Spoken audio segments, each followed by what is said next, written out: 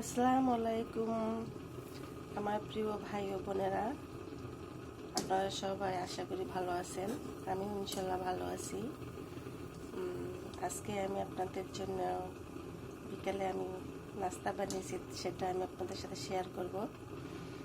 যে দেখেন, হ্যাঁ, আমি বিকেলে আমার খুব ক্ষুধা লাগছে। আমার সাহেবের বাড়ির বাইরে তো একা একা ভালো লাগছিল না, বাজার থেকে নাস্তা আনার মতন কেউ নাই, তাই চিন্তা করলাম কি করা যায়। চালে গুঁড়ি আছে, মনে পড়লো ফ্রিজে অনেক দিন আগের 5-6 মাস হয়ে গেছে, সেটা রাখা ছিল। ডিম ছিল ঘরে, তা ভাবলাম ডিম দিয়ে চালে গুঁড়ি দিয়ে একটা নাস্তা তৈরি করে ফেলি। তাই তাড়াতাড়ি এসে চালে গুঁড়ি নিয়ে একটু সামান্য আটা নিয়ে একটা ডিম নিয়ে নাস্তা করে ফেললাম ছটফট করে।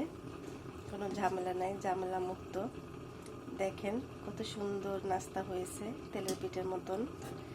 মাশাআল্লাহ, এত সুন্দর যে ফুলকো ফুলকো যে তেলের পিঠা হবে আমি বুঝতে পারি নাই, কারণ আমার চালের গুঁড়িটা অনেক দিনের মেশিনে ভাঙানো। বুঝতেই পারি না একদম যে এত সুন্দর পিঠে হবে।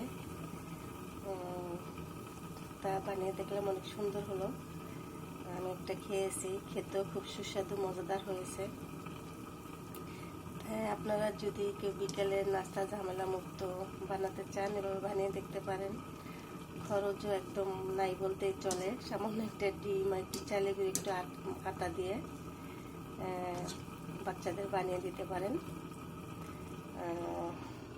খেতে খুব মজা লাগবে, সুস্বাদু লাগবে, ঝামেলাও নাই।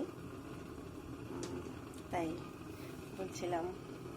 যাই হোক, আমার প্রিয় ভাই ও বোনেরা সবাই ভালো থাকবেন ইনশাল্লাহ। আপনাদের জন্য দোয়া রইল, শুভকামনা রইল। আমার জন্য আপনারা দোয়া করবেন। আসলে আমি এখানে নতুন, তো আমি কখনো ভিডিও বানাই নাই, নতুন বানাচ্ছি। কোনো ভুল হলে আমাকে ক্ষমা করে দেবেন। আমি সামনে চেষ্টা করব ভালোভাবে আরও করতে। আপনারা আমার পাশে থাকেন, আমাকে সাপোর্ট করেন, এটাই আপনাদের কাছে আমার চাওয়া। আমি আপনাদের পাশে থাকবো ইনশাল্লাহ। সবাই ভালো থাকবেন। আল্লাহ হাফেজ।